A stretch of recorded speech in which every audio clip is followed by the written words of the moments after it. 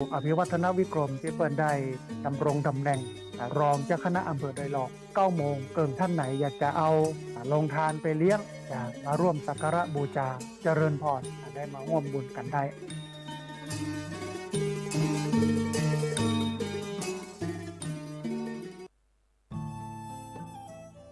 ท่านกำลังติดตามรับฟังสถานีวิทยุกระจายเสียงพระพุทธศาสนาแห่งชาติและสังคมคลื่นเพื่อการศึกษาพระพุทธศาสนาและวัฒนธรรมระบบ FM 104.5 เมกะเฮิรตซ์รายการต่อไปเป็นรายการเสียงธรรมจากสามเณรดำเนินรายการโดยสามเณรสมพงษ์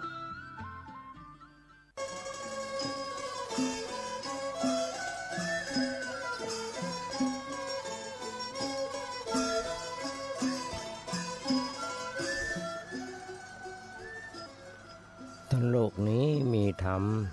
ประจำที่เมื่อทำดีจะไม่ดีมีที่ไหนมีสุขบ้างทุกข์บ้างช่างประไรเป็นวิสัยของมนุษย์ปุถุชน ขอกราบไหว้สาธุบาอาจารย์ทุกท่านขอเจริญพรศรัทธาญาติโยมผู้ใฝ่ในศีลในธรรมทั้งหลายมาแล้วมาทำแล้วรายการเสียงธรรมจากเนนน้อยสังเหลือจากวัดประแดงทั้งนี้โดยการนำของนั้นพระครูโคสิทธิ์ปริยัติยพรเจ้าวัดวัดประแดงเจ้าคณะตำบลสุเทพเขตหนึ่งเป็นประจำทุกวันพุธจาก 10 โมงถึง 11 โมงโดยประมาณทั้งนี้ดำเนินในการอุตตมภาพสัมมเนรสมบงนั่งดำเนินในการอยู่ที่วัดประแดงส่งเสียงมายังสถานีวิทยุ FM 104.5 ของวัดไผ่หินซึ่งทางวัดไผ่หินก็มีท่านพระครูสมุวิศวัตวรกิโจเจ้าสถานีและเจ้าอธิการเมตตาแบ่งปันเวลาธรรมภาพ1 ชั่วโมงเพราะฉะนั้นญาติโยมมุ่งส่วนธรรมทั้งหลายบาอาจารย์หลายผู้หลายท่านด้วยกันได้ให้ความเมตตาตุตมาภาพและบัณฑิตนักปราชญ์หลายผู้หลายท่านด้วยกันโดยเฉพาะที่รู้จักกันในกลุ่มในไลน์ Messenger Facebook YouTube พอเข้ามา4 โมงมาแรงจนถึง2 ทุ่ม มาได้ส่งเทปที่บันทึกไว้ส่งไปให้เพิ่นฟังครูบาอาจารย์เพิ่นก็เมตตาอาตมาภาพคอยแนะนำเพิ่มเติมติชมแล้วก็ปรับปรุงตัวซึ่งอาตมาภาพได้ถามเสมอมาว่าจะเป็นครูบาอาจารย์หรือว่าญาติโยมทั้งหลายโดยเฉพาะท่านพระครูปริยัติยานุศาสตร์อยู่ที่อย่างต่างประเทศมาไต่ถามเพิ่นเสมอท่านพระครูเจ้าวัดหรือท่านพระครูโคสิทธิ์ปริยัติยพรก็ไต่ถามเพิ่นเสมอว่าผมต้องปรับปรุงตัวอย่างพ้องต้องเพิ่มเติมอย่างหำพ้องครูบาอาจารย์หลายท่านได้ให้ความเมตตาธรรมภาพแบบต้องปรับปรุงแบบนั้นแบบนี้แล้วบางคนบางท่านได้ให้ความเมตตาธรรมภาพได้ให้กำลังใจให้วันเถอะมาสู้ต่อไปเน้อเน้นน้อยเน้ออย่างไรก็จ้างเอาบักเก่งในเรื่องคอมพิวเตอร์กันอย่างกลางต้องก็ช่วยกันหัดจริงๆอย่างที่จะบอกเรื่องคอมพิวเตอร์มามันก็จะเป็นอย่างเท่าใดต้องอาศัยหลานสาวมาช่วยมาแปลงแล้วมันเสียกันอย่างกลางเมื่อกี้วันที่ผ่านมาได้มาภาพได้ครับโทรศัพท์แล้วก็ได้ครับทาง Messenger จากพระเดชพระคุณหลวงพ่อต้นใจนามแฝงว่าภูผาเพลิงไฟจากวัดถ้ำปากเปี่ยงหรือว่าวัดอย่างก็ได้ตั้งเชียงดาวจะมาบอกว่าผมตัวกับผมเองอายุนักแล้วบอก60 ปลายแล้วเปิ้นบอกตัวเปิ้นเองก็74แล้ว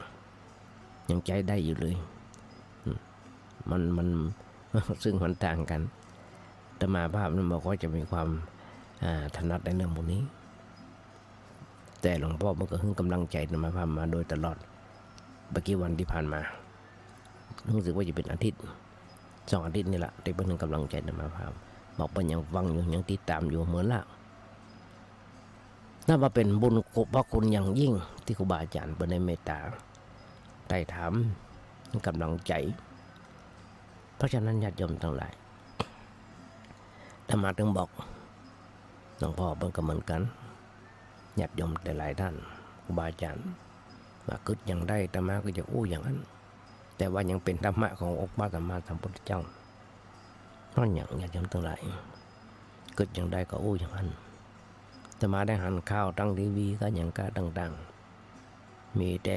ขาดศีลขาดธรรมกันบอกว่าพระสงฆ์องค์เจ้าขาดศีลขาดธรรมขาดสมณะปัญญาสมณะสัญญาแต่อันละอย่างละวันเถอะ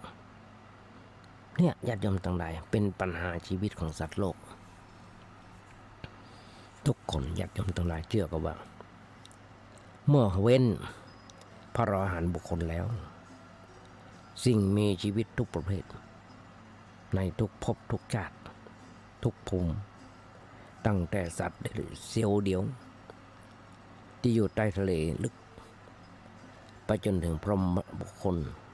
ในพรหมโลกทุกรูปทุกนามล้วนแต่มีปัญหาชีวิตเหมือนกันทั้งหมด จะอู้ได้ว่าชีวิตคือปัญหา หรือปัญหาก็คือชีวิตนั่นเองเมื่อมีปัญหาชีวิตแต่เมื่อเรามาพิจารณาพอในเรื่องของชีวิตของคนเราที่ผ่านมาก็จะหันว่ามีปัญหาต่างๆใหญ่พ่องน้อยพ่องหนักพ่องเบาพ่องตลอดเวลาแม้บุคคลใกล้ตัวก็เช่นกันไม่ว่าจะเป็นสามีภรรยาลูกเต้าหลานเหลนญาติพี่น้องตลอดจนบุคคลที่อยู่ใกล้ตัวเราเช่นเพื่อนร่วมงานเพื่อนบ้านเป็นต้นต่างก็มีปัญหาเหมือนกันเพียงแต่แตกต่างกันไปคนละแบบคนละอย่างที่อาตมาเคยอู้เพราะฉะนั้นญาติโยมผู้ชนทำทั้งหลายบางคนอาจคิดไปว่าโอ้ยประเดี๋ยวในเศรษฐี1,000 ล้านเจ้าของกิจการมีพนักงานนับพันมีบ้านที่อยู่มีอาศัยเป็นหลัก100 ล้าน1,000 ล้านขับรถวันละกันละหลายล้านท่านก็ญาติโยมทั้งหลายเมื่อกี่วันที่ผ่านมามีบริษัทยักษ์ใหญ่แห่งหนึ่งที่เฮาฮู้กันมีเจ้าหน้าที่ท่านหนึ่งด็อกเตอร์จบด็อกเตอร์เป็นอาจารย์สอนแต่วิสัยทัศน์แย่ก็คือขับรถเมาเหล้าแล้วก็ขับรถถึงกับด่าทอตำรวจดูถูกตำรวจดูถูกเจ้าหน้าที่มาเป็นคนชั้นต่ำตัวคนสูงท่านก็ญาติโยมทั้งหลายมันวัดกันมาได้ญาติโยมทั้งหลายจะด็อกเตอร์ก็จังจะเป็นครูบาอาจารย์สอนก็จังถ้าตีราคาตัวเก่าสูงเกินถ้าตีราคาคนอื่นต่ำท่านก็บางคนนะญาติโยมทั้งหลายมีชาติกำเนิดสูงเป็นพระราชาเป็นมหาอมาตย์เหนือเป็นผู้เกษียณอายุราชการนอนกินบำนาญอยู่บุคคลเราเนี่ยมันน่าจะมีปัญหาอย่างก็จะมีปัญหาอย่างที่บอกนะสุราเมรยะที่ทำให้เดือดร้อนบางคนนะญาติโยมเนี่ยที่บอก มันน่าจะมีปัญหาอย่างเพราะมีเงินมีทั้งเงินและมีทั้งอำนาจเมื่อเปรียบเทียบกับคนทุกคนยากหาเจ้ากินค่ บางคนหาอาหารกินก็จากกองขยะอาศัยปุ้นตบอยู่สวนบนคนยากคนทุกข์เหล่านั้นน่าจะมีปัญหานักกว่า ถ้าคนใดคิดแบบนี้ คนนั้นคิดผิดทีเดียวเหมือนกับอุทาหรณ์เล่าสืบๆกันมาเศรษฐีเจ้าของโรงสีแห่งหนึ่งมีปัญหาชีวิตกำลังจะเดี่ยวมาที่ท่าน้ำเพื่อคิดจะฆ่าตัวตายแต่เศรษฐีคนนั้นต้องเปลี่ยนใจเมื่อได้ยินเสียงคุยที่คนเฒ่าคนหนึ่งที่เป็นมีอาชีพแจวเรือจ้างข้ามฟากกำลังนอนไขว่ห้างหรือว่าปกขาแก้งอนนะเป่าคุยอยู่ตัวอย่างเนี่ยญาติโยมทั้งหลายตมายกผู้ฟังหลายครั้งไม่ได้หมายความว่าคนแจวเรือจ้างมีปัญหาชีวิตเนอะความจริงทั้งเจ้าของโรงสีหรือว่าคนแจวเรือจ้างต่างก็มีปัญหาเหมือนกันเพียงแต่เป็นคนละแบบคนละเวลาญาติโยมทั้งหลายในสายตาของพระพุทธเจ้าหรือว่าในสายตาของพระอริยเจ้าปัญหาของสัตว์โลกแม้จะเป็นปัญหาใหญ่ตัวเพียงใดแต่ก็ยังเป็นเรื่องเล็กๆน้อยๆมาเมื่อเปรียบเทียบกับปัญหาชีวิตแห่งชนิดหนึ่งที่ใหญ่กว่าสำคัญกว่าแก้ไขยากกว่าและยังเป็นต้นทุนของปัญหาทั้งหมดทั้งมวลได้อันหลายอย่างญาติโยมทั้งหลายสมัยครั้งพุทธกาลพระพุทธเจ้าเป็นองค์แสดงทรงแสดงตัวอย่างปัญหาชีวิตที่แท้จริงในคัมภีร์นี่เป็นประวัติที่เอามาจากคาถาธรรมบทอย่างที่จะอู้ญาติโยมฟังย่อๆว่าในสมัยหนึ่งพระศาสดาเสด็จไปเมืองอาราวีแล้วก็แสดงมรณสติให้กับเจ้าเมืองในครั้งนั้นพระเจ้าอู้ว่าผู้ใดเจริญมรณสติมากขึ้นก็จะบาแสดงก็บาสะดุ้งกลัวความตายหน้าที่นั้นมีในคณะนั้นมีธิดานายช่างหูจะมาในอู้กับท่านพระครูปริยัติยานุสัตหลายครั้งนายช่างหูแม่หญิงคนนี้อายุได้แค่16 ปีร่วมฟังธรรมอยู่ในขณะนั่งเกิดศรัทธาถึงได้เลยเจริญมรณสติอยู่3 ปี3 ปีนะญาติโยมทั้งหลายต่อมาเจ้าวันหนึ่งพระพุทธเจ้าตรวจพอสัตว์โลกคือว่านั่งอธิษฐานไม่ใช่นั่งอธิษฐานเจริญสมาธิเข้าฌานว่าวันพวกเนี่ยตอนนี้ไปใครจะเป็นคนที่สำเร็จเป็นอนุตตรสัมมาสัมปวิญญาณหรือว่าสำเร็จเป็นอย่างใดอย่างหนึ่งเป็นตัวแบบนี้หรอกไปได้เชื่อมจิตนะ มาได้เชื่อมจิตแบบที่มีกันที่หูกันข้าวกันยำเด่นมันจะในอันน่ะพระเจ้ามันตรวจพอเมื่อก็หูพระเจ้าตรวจพอสัตว์โลกก็มาบอกว่านางกุมาริกาเข้ามาในข่ายพยานเข้ามาในข่ายพระมหากรุณาสมาบัติสมาบัติญาณเข้ามาในข่ายพยานอันเดิมพระเจ้าก็เสด็จไปเมืองอาราวีไปแห่งครั้งหนึ่งเมื่อเจ้าเมืองปากันมาเฝ้านางกุมาริกาก็ตั้งใจจะเฝ้าด้วยแต่ในขณะนั้นจะนำเอาได้หลอดที่พ่อบนใจไปให้พ่อไปให้ก่อนพอเดียวผ่านไปที่ประชุมนางสังเกตทางหันพระพุทธเจ้าที่พ่อมาตั้งตัวพ่อมาอย่างนางในที่สุดนางเข้าใจพุทธประสงค์ของท่านดีเลยเข้าไปกราบถวายบังคมในที่สุดพระพุทธเจ้าตักนางถามตักทางนางถามนางว่าญาติโยมทั้งหลาย ถามพระเจ้าถามนางว่ากุมาริกาเธอมาจากไหนนางก็ตอบว่าบอกพระเจ้าค่ะจะไปที่ไหนจะไปที่ไหนนางก็บอกว่าบอกพระเจ้าค่ะพระเจ้าถามแหมเธอบอกฮู้กะฮู้พระเจ้าค่ะเธอฮู้ก่อฮู้พระเจ้าค่ะเนี่ยญาติโยมทั้งหลายเปิ้นถามกันแบบนี้ในพยานจากคำตอบของนางกุมาริกาจากคำตอบนางกุมาริกาในหมู่นั้นทำให้เจ้าเมืองอาราวีรู้สึกบ่พอใจที่นางตอบแบบนั้นแต่แท้จริงแล้วนี่เป็นแบบหนึ่ง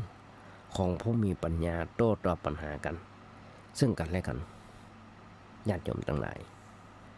เฮาเป็นผู้ด้อยปัญญาแต่มาก็มาอ่านทีแรกก็บ่ฮู้บ่เข้าใจหรอกก็ถามท่านครูปริยัติยานุสารเพิ่นอธิบายให้ฟังแต่มาก็มาค้นพอหนังสือนะฮะปัญหาข้อที่1ข้อที่2ที่บอกว่าที่นางตอบว่าบ่ฮู้ก็เพราะว่าบ่ฮู้ว่านางมาจากไหนถึงมาเกิดในชาตินี้และบ่ฮู้ว่าจะเมื่อจุติจากชาตินี้ไปแล้วนางจะไปเกิดที่ไหนอันนี้แหละคือปัญหาชีวิตทุกคนนะญาติโยมทั้งหลายบ่ฮู้มันมาจากไหนถึงมาเกิดชาตินี้และบอกฮู้ว่าจะตายจากชาตินี้ไปแล้วจะไปเกิดที่ไหนนี่คือปัญหาชีวิตของคนเฮาทุกเมื่อเช้าวันส่วนคำตอบข้อที่3นางตอบว่าทราบเพราะว่านางรู้ว่าภาวะความตายต้องเกิดขึ้นกับนางแน่นอนใช่ญาติโยมทั้งหลายทุกคนต้องตายทุกคนต้องตายจะเสดียาจกคนทุกคนยากอย่างใดต้องตายจะตายนุ่มตายน้อยตายเท่าตายอย่างใดก็ต้องตายเพราะฉะนั้นคำตอบข้อที่4ที่นางตอบว่าบอกฮู้เพราะนางบอกฮู้ว่าจะตายในเมื่อใด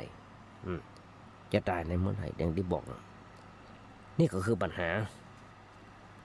เรื่องธิดานายช่างหูคนเนี้ยมีกรรมว่าบอกฮู้หรือบอกฮู้กับบอกฮู้กับว่ากับบอกฮู้กับหรือบอกฮู้นั่นหมายถึงบอกฮู้ความเป็นมาและความเป็นไปของชีวิตป้นห้องธรรมชาติบอกฮู้เรื่องราวชีวิตนี้ว่าอวิชชาก็อวิชชาเนี่ยเป็นตัวสร้างภพสร้างชาติตามกฎปฏิจจสมุปบาทเมื่อเริ่มอวิชชาย่อมโดย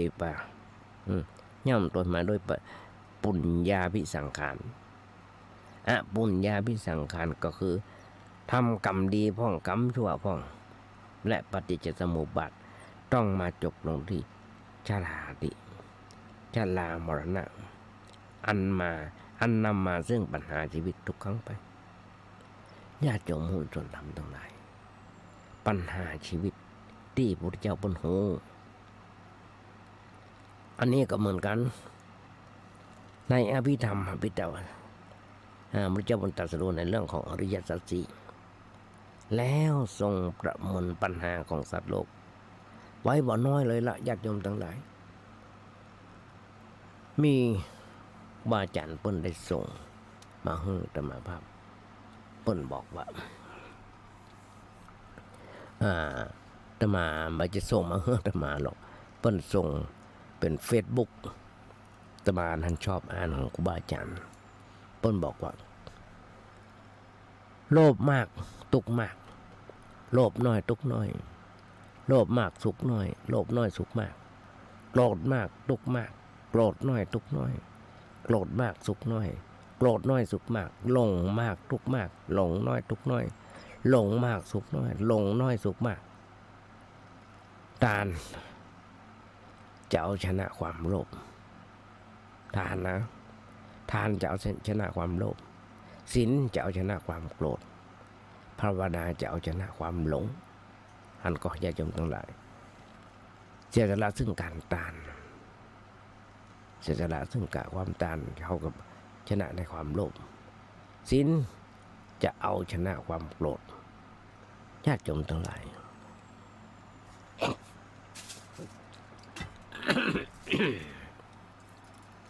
จะจริงจะเด็ดอย่างไรเรื่องที่มีพระสงฆ์องค์เจ้าประดับมหาปรริญญาที่ไปเข้าป่าล่าสัตว์ที่หวังที่เขาเขียวเมื่อกี้บางน้อยเลยล่ะไม่ถึงสามเณรตัวไม่ถึงทุกเจ้าตัว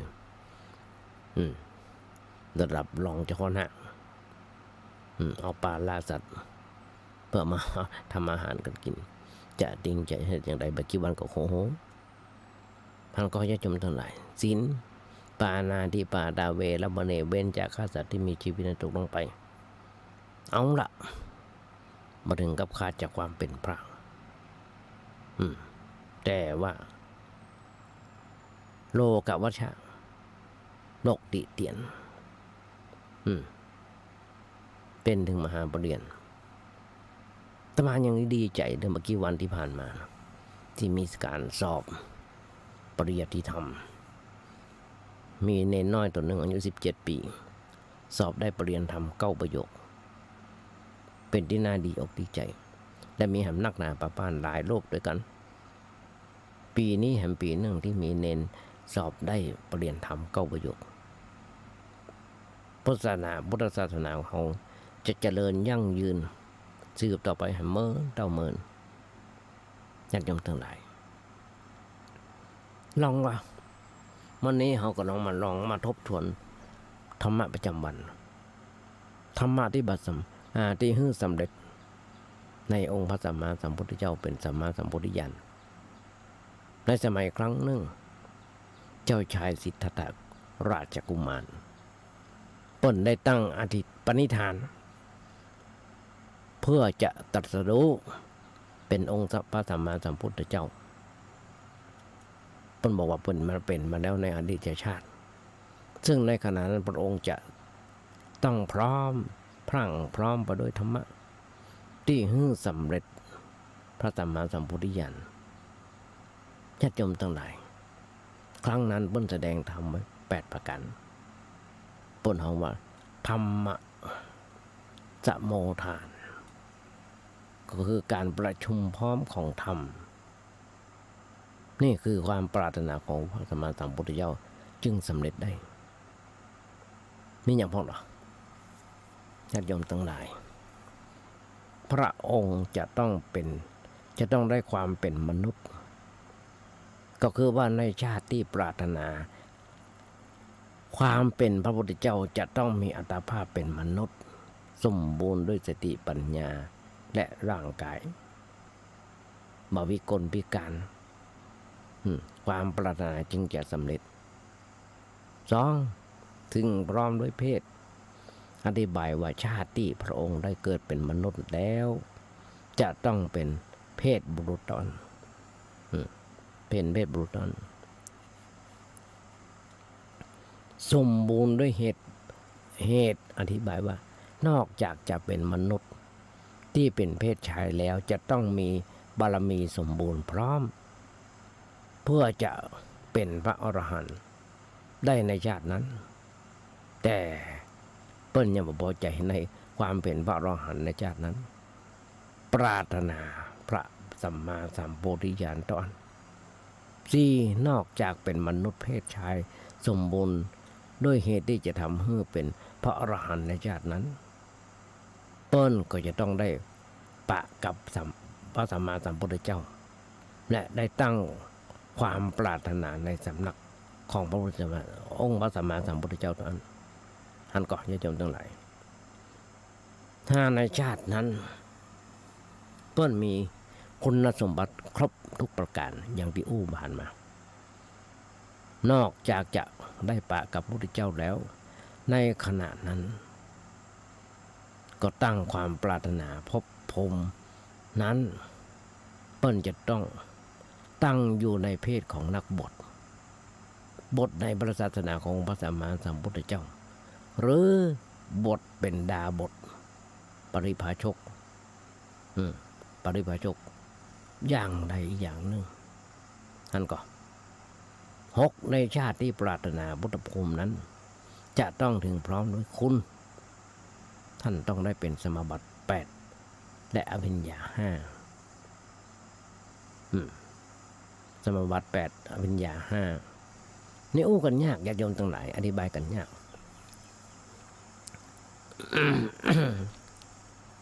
ว่าสมาบัติ8มีอย่างบ้องอภิญญา5มีอย่างบ้อง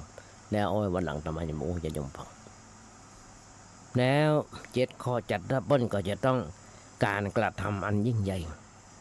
คือในชาตินั้นจะต้องมีการอันยิ่งใหญ่เพื่อบูชาองค์พระสัมมาสัมพุทธเจ้าเช่นสุเมธาบทบริจาคชีวิตห้องตั๋วนอนบนร่องน้ำอันชุ่มด้วยน้ำและโคลน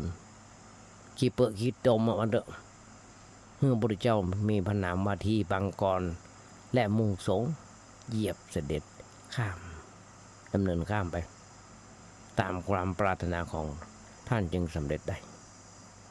ท่านก็ยอมต้องได้เป็นผู้มีข้อ8เป็นผู้มีฉันทะแรงกล้า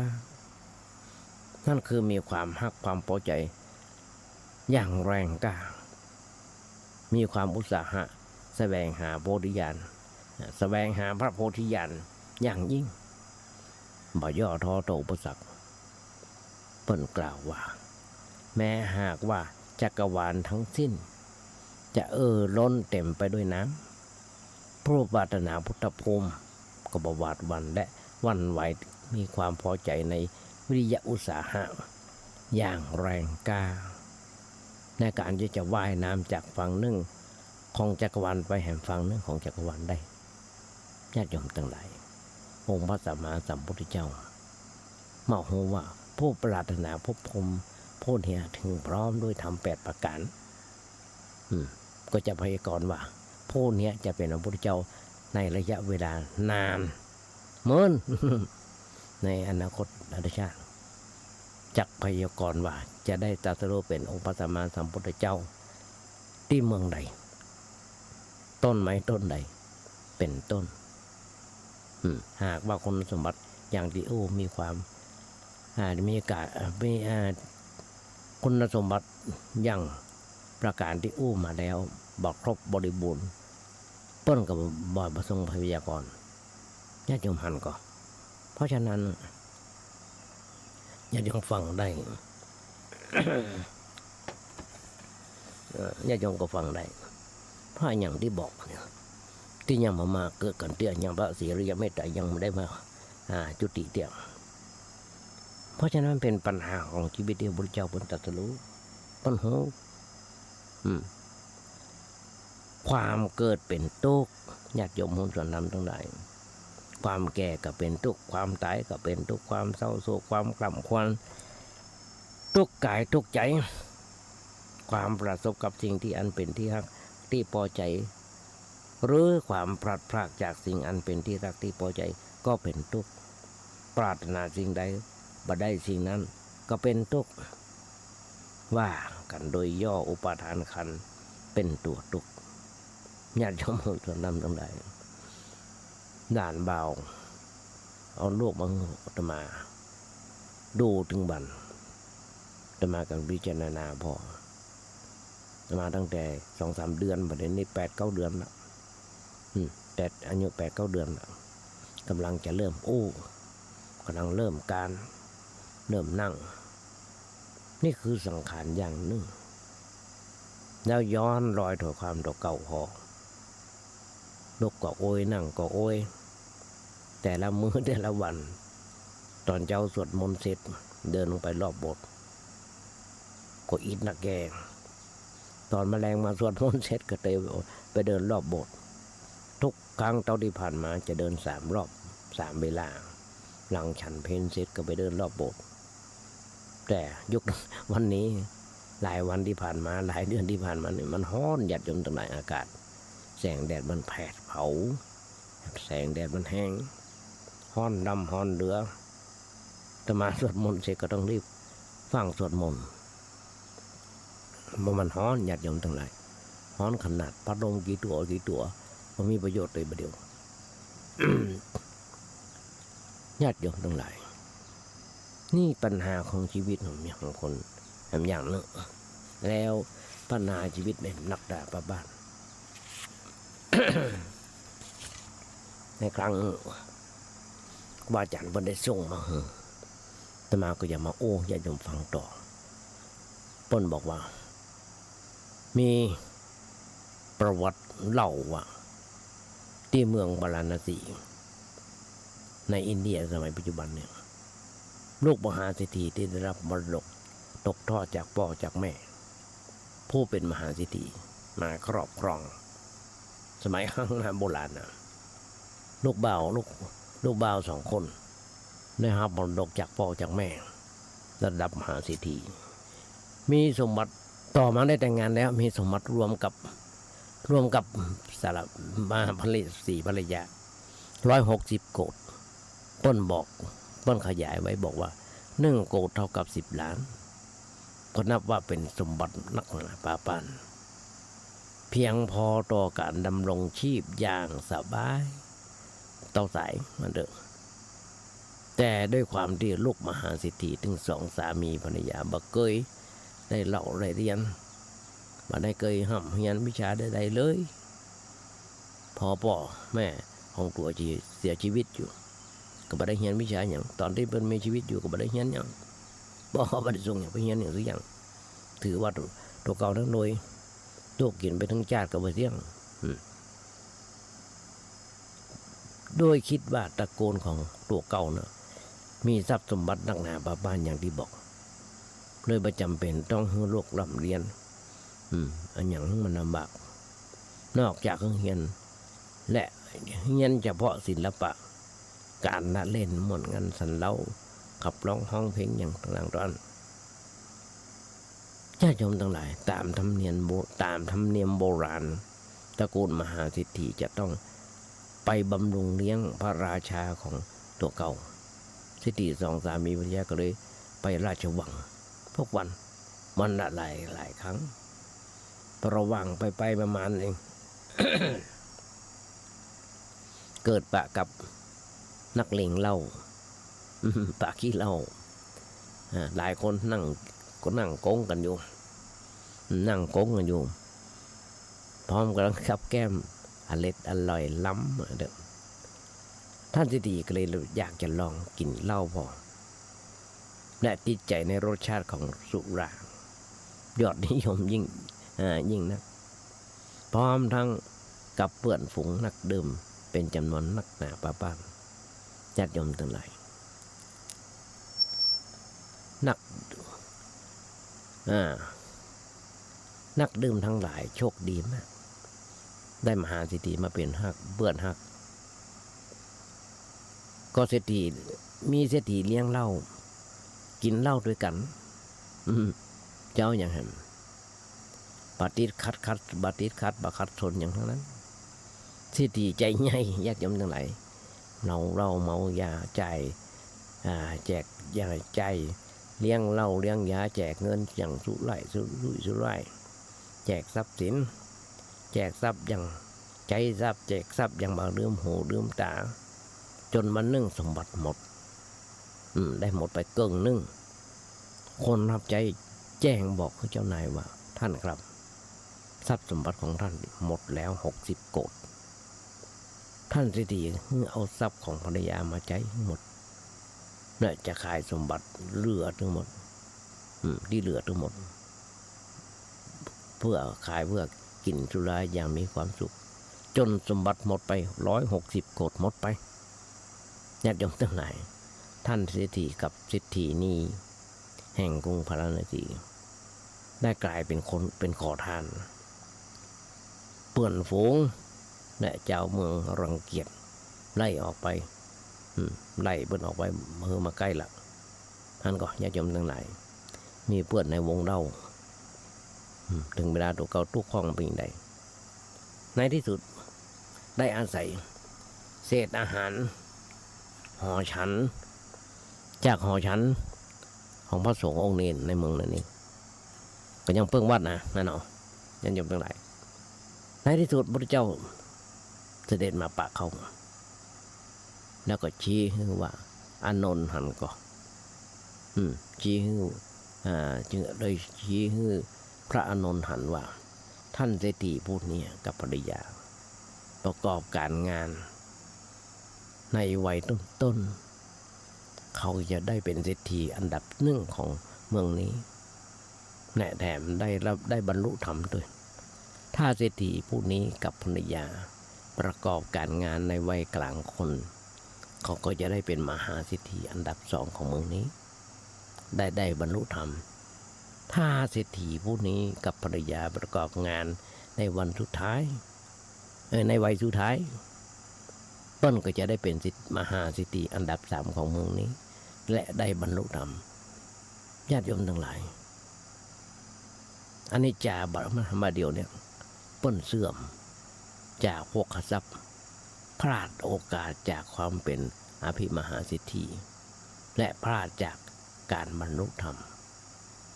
ญาติโยมทั้งหลาย4ข้อที่อ้วนสำคัญที่สุดคือบ่ได้บรรลุธรรมบ่ได้บรรลุธรรมเพราะอย่างเพราะความประมาทญาติโยมทั้งหลายพระเจ้าได้เตือนของทั้งหลายว่าอย่าประมาทคนประมาทขาดสติถึงจะมีสมบัตินักหนาป่าบ้าน100 ล้านพันล้านเมื่อคบกับคนผ่านเมื่อคบกับคนผ่านบ่ได้คบนักปราชญ์บัณฑิตคนดี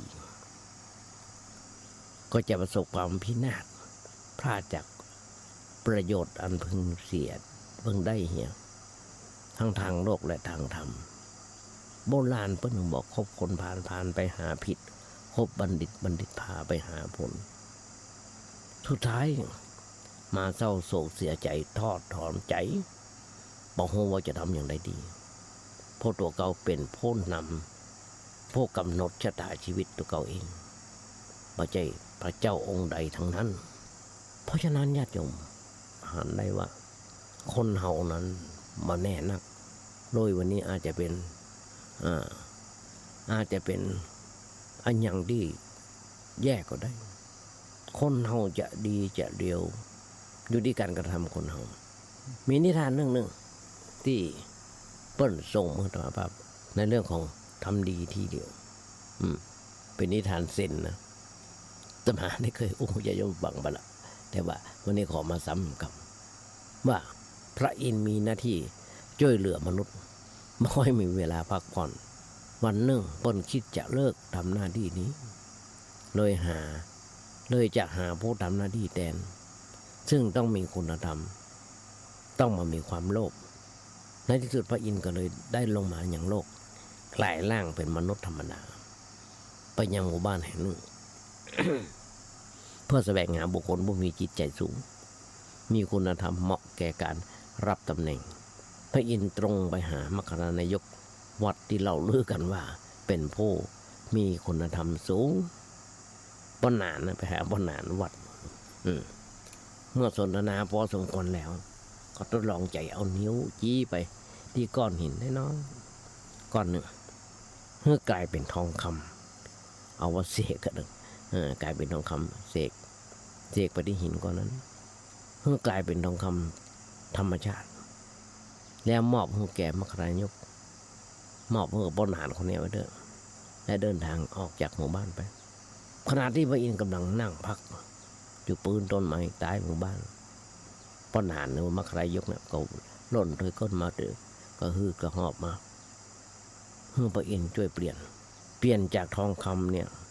เปลี่ยนจากทองธรรมชาติเนี่ยเมื่อเป็นทองคำแท่งเพื่อนำไปแลกเปลี่ยนเป็นเงินทองพระอินทร์รู้สึกผิดหวังเป็นอย่างยิ่งต่อมาพระอินทร์ได้ปะคนดีแห่งนักดาบปานและได้แก่ได้เสกก้อนหินเป็นทองคำแก่ทุกคนแต่ทุกรายก็จะขอก้อนหินก้อนใหญ่กว่าเดิมเท่านั้นโลภมันเถอะพระอินทร์คิดว่าในโลกนี้คงไม่มีคนที่คุณธรรมสูงอย่างแท้จริงแม้แต่คนเดียว ก่อนที่จะปิกสวรรค์พระอินทร์ได้แวะไปสนทนากับดาบทก็คือฤาษีวันในอาสมกลางป่ายิ่งสนทนาก็ยิ่งประทับใจในความโหดและคุณธรรมของฤาษีที่ทุกถ้อยคำล้วนบอกว่าถึงความบ่ต้องการสิ่งใดแต่เพื่อความแน่ใจพระอินทร์เลยจี้นิ้วเซก้อนหินแหมเมื่อเป็นทองคำแล้วยื่นดาบทบอกว่าข้าบ่ต้องการอะไรอย่างหรอกเพราะข้าสละทุกจริงทุกอย่างแล้วอันนี้ฤาษีตอบพระอินทร์ก็ดีใจแต่ก็เพื่อลองใจทำกระเรื่องก็เลยเสกก้อนหินเพื่อเป็นทองคำก้อนใหญ่กว่าเก่ามอบให้แก่ฤาษีซึ่งฤาษีก็ปฏิเสธเช่นเดิมถ้าอย่างนั้นท่านต้องการอะไรอย่างพระอินทร์ถามด้วยความพอใจเพราะเชื่อว่าได้ปะผู้ดำรงตำแหน่งแล้วฝ่ายดาบทอิดเอื้อนอยู่กำหนึ่งแล้วตอบว่าข้าต้องการนิ้วมือของท่านเขาได้ยังเขาได้นิ้วมือของเปิ้ลนะเมื่อพระอินทร์ได้ฟังคำตอบ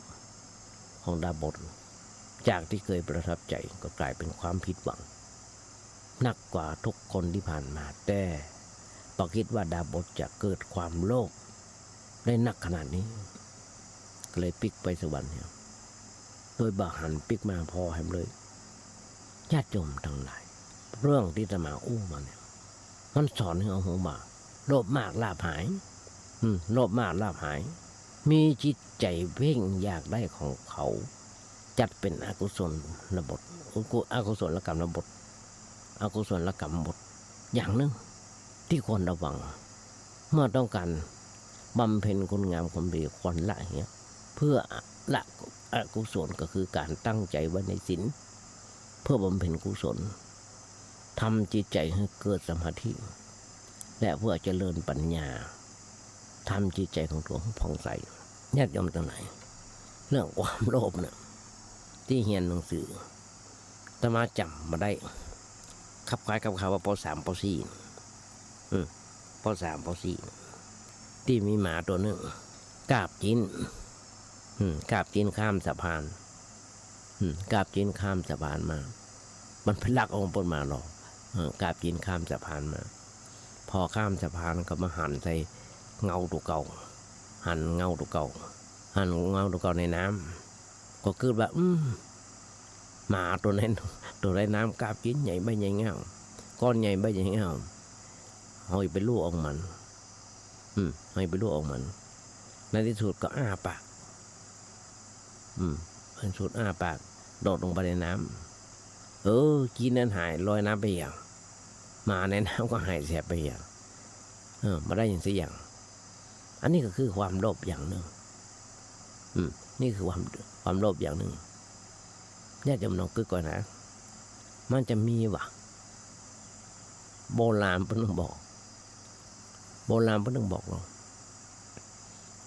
กเหมือนกันแห่งกรรมหนึ่งว่ากรรมว่าสืบเนี่ยมาถึงสืบทอดสืบเชื้อสายสืบประเพณีอันยังก็ตั้ง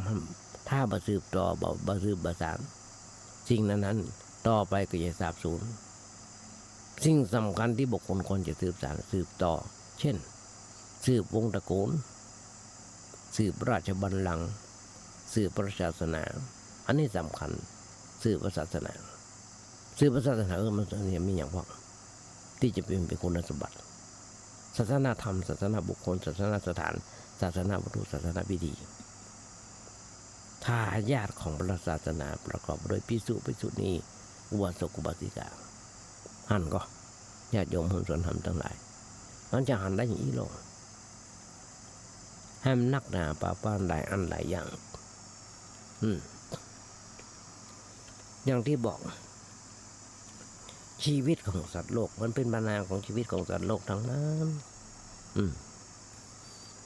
ทุกมาโดยสภาวะเบียดเบียนบีบคั้นเพิ่นถึงบอกคนเฮาใหญ่ก็ตายน้อยก็ตายเท่าก็ตายบัดเองก็ตายเกิดความเกิดเป็นทุกข์ความแก่เป็นทุกข์ ทุกข์ที่เกิดขึ้นอย่างที่บ่มีจุดจบสิ้นนี่แหละคือปัญหาชีวิตที่แท้จริงของสัตว์โลกซึ่งองค์พระสัมมาสัมพุทธเจ้าเพิ่นแสดงทุกอริยสัจไว้ในพระธรรมในพระไตรปิฎกทุกข์มาโดยสภาวะคือเบียนบีบคั้นทุกข์มาโดยสภาวะคือแผดเผาเร่าร้อนทุกข์มาโดยสภาวะอันเป็นปัจจัยปรุงแต่งทุกข์มาโดยสภาวะคือแปรปรวนอยู่เสมอลักษณะเบียดเบียนแผดเผาแปรปรวนเป็นทุกข์ชัดเจนส่วนธรรมอันเป็นปัจจัยปรุงแต่งเป็นทุกข์เป็นตัวปัจจัยก็เป็นธรรมที่แปรปรวนปรุงแต่งให้ชีวิตแปรปรวนไปด้วยญาติโยมเปิ้นบอกว่าธรรมเราใดมีสภาวะอย่างเดียวธรรมเหล่านั้นคือทุกอริยสัจเป็นธรรมนิยามเป็นกฎเกณฑ์แน่นอนมีอยู่ด้วยแล้วตามธรรมชาติไม่ใช่กฎทุกที่ศาสนาได้มาบัญญัติไว้เลยเป็นกฎสากลวันเถอะที่เป็นไปกับชนทุกชาติทุกเชื้อทุกเชื้อชาติทุกศาสนาบ่เว้นเทพเจ้าแม่มนุษย์แม่เดรัจฉานทุกชีวิตล้วนดำเนินไปตามกฎเกณฑ์นี้เสมอทุกชีวิตต้องเวียนว่ายตายเกิดอยู่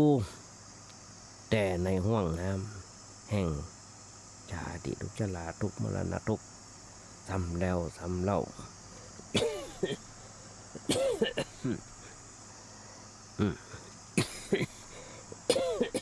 โอ้ยเนี่ยญาติโยมทั้งหลายนี่ก็ทุกอย่างนึงทุกของชาวบ้านคนบอกว่าทุกบ่มีกินบ่มีใบตามไฟสองท้องทุกบ่ได้นุ่งบ่ได้ย่องพี่น้องดูแขวนอันนี้ก็ทุกคำอย่างนึงขอกินยากำหรือหามชื่อหนึ่งคือทุกได้แก่ทุกต่างๆเกิดขึ้นบ่อยๆจะหันได้ง่ายๆเช่นทุกขเวทนาทางกายพ้องโทมนัสเวทนาทางใจพ้องซึ่งเป็นทุกข์ตรงที่เราต่างเคยประสบกันมาแล้วหรือกำลังเผชิญอยู่เช่นอุบัติเหตุต่างๆอุบัติเหตุเนี่ยญาติโยมทั้งหลายหันก่อนอย่างที่จะมาบอก7 วันอันตรายของประเพณีสงกรานต์ป่านนี้บางคนยังมาออกจากโรงพยาบาลได้เลยยังออกจากโรงพยาบาลได้เลยบางคนกำลังเผาก็มีบางคนกำลังรอพิสูจน์หลักฐานอยู่ก็มีตายกันนักหนาบ้านเกิดอุบัติเหตุบ่น้อยเลยสำหรับปีนี้มีเล่นสงกรานต์กัน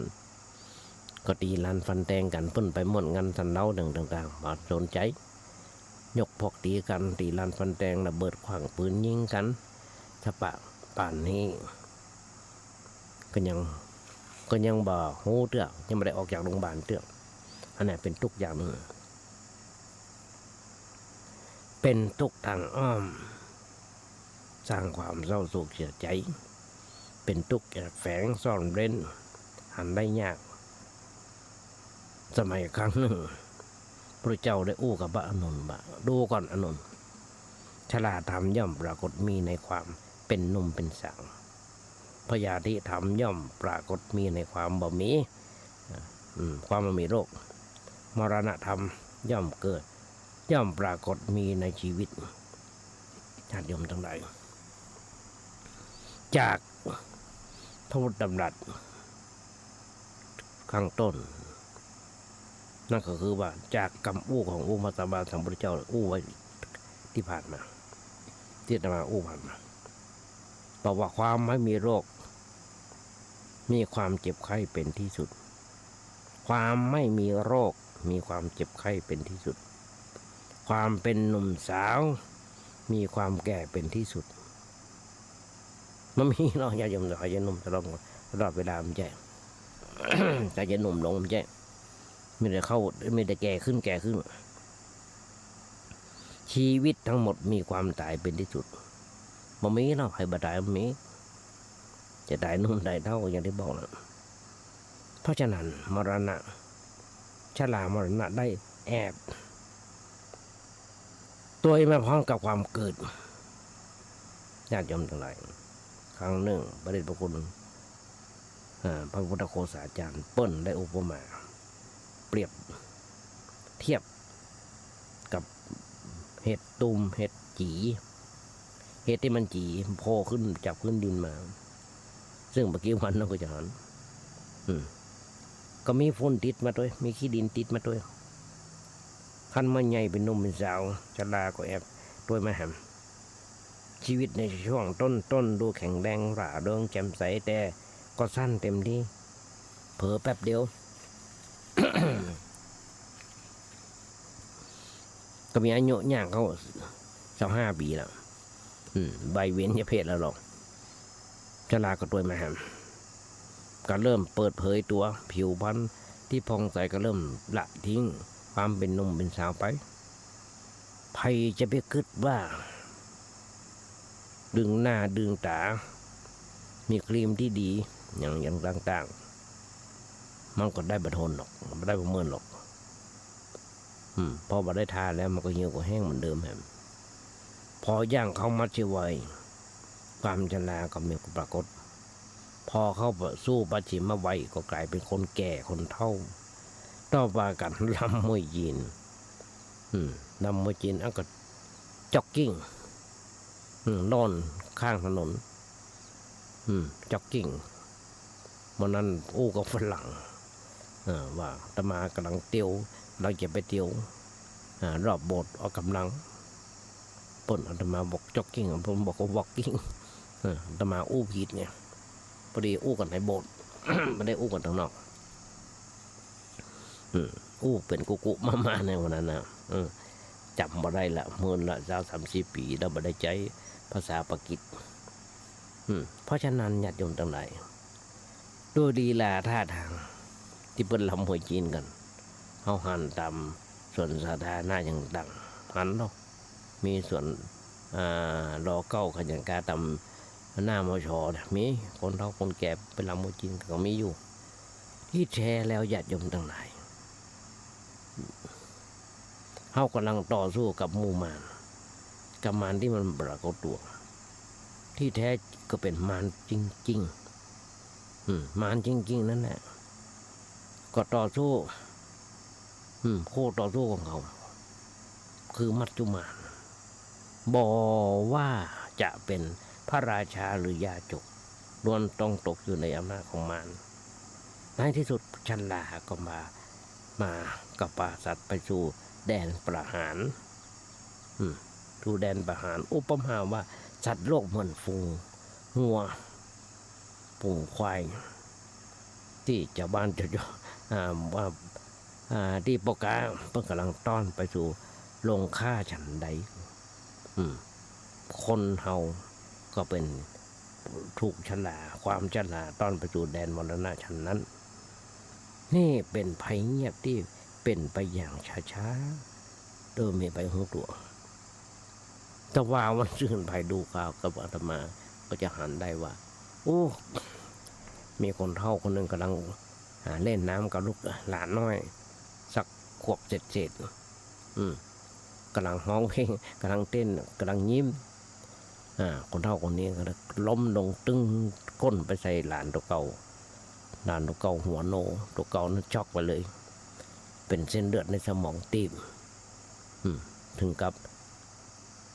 นิ่งไปดื้อนิ่งไปสักพักหนึ่งก็ฟื้นขึ้นมาท่านก็อย่าจมตัวหน่อยภัยเงียบมูนี้นักหนาป่าบ้านซึ่งอาตมาก็เป็นภัยเงียบเนี่ยมันเป็นมาโดยบอกหัวตัวอาตมาได้เป็นสมองตีบไป2 เส้นอู้กันง่ายๆถ้ามันมีรายการธรรมะที่อาตมานั่งอู้อย่าจมฟังนี่อาตมาคงเป็นอัมพฤกษ์ไปเมินนอนติดเตียงไปเมินนี่โดยบุญบารมีของบาอาจารย์ที่ได้มอบหน้าที่ให้อาตมาภาพได้มาอู้มาจาก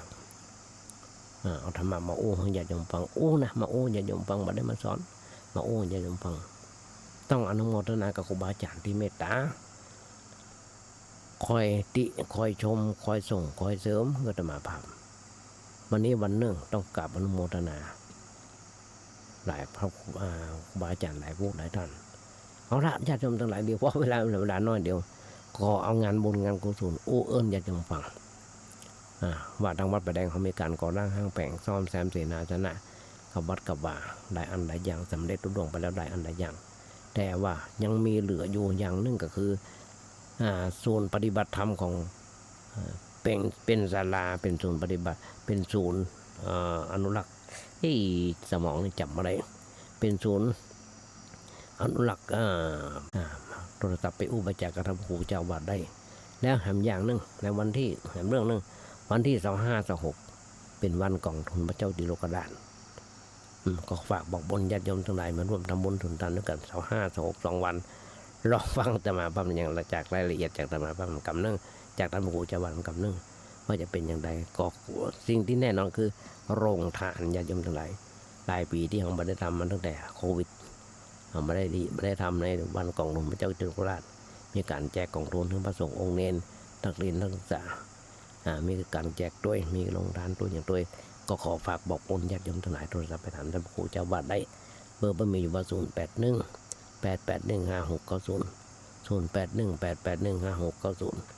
เอาล่ะญาติโยมทั้งหลายก่อนนำรายการนี้จากไปวันนี้อาจจะเป็นวันครบรอบวันเกิดของพระองค์ใดองค์หนึ่งพิเศษพระเดชพระคุณหลวงพ่อท่านพระครูโคศิษฐ์ปริยัติยาภรณ์วันนี้วันครบรอบวันเกิดของเปิ้ลขออำนวยพรสาธุชนทั้งหลายและพระเดชพระคุณหลวงพ่อขอมีสุขภาพแข็งแรงที่สมบูรณ์อยู่เป็นร่มโพร่มไทรของลูกหลานท่านเต้าและลูกศิษย์ต้องหา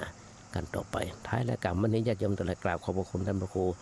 สมุวิศวรวรกิจโยนในสถานีและเจ้าอธิการเมตตาถวายเวลาธรรมภาพแบ่งเวลาธรรมภาพกราบขอบพระคุณด้วยท้ายรายการวันนี้ก็ขอกราบขอบพระคุณท่านพระครูพระเดชพระคุณหลวงพ่อหลวงพ่อภูผาเพลิงไผ่จากสำนักวัดเปียงเธอทำจังดาว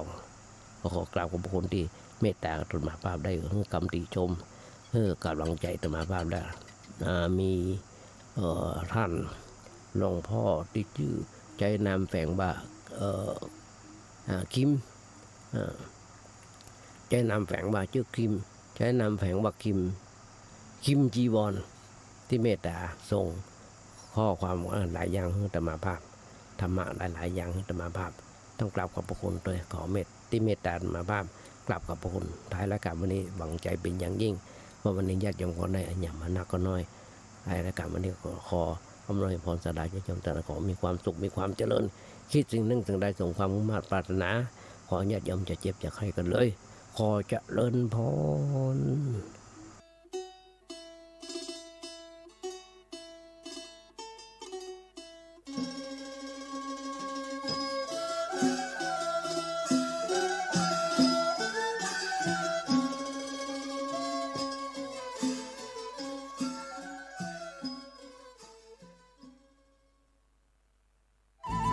ที่จบไปแล้วนั้นเป็นรายการเสียงธรรมจากสามเณรดำเนินรายการโดยสามเณรสมพงษ์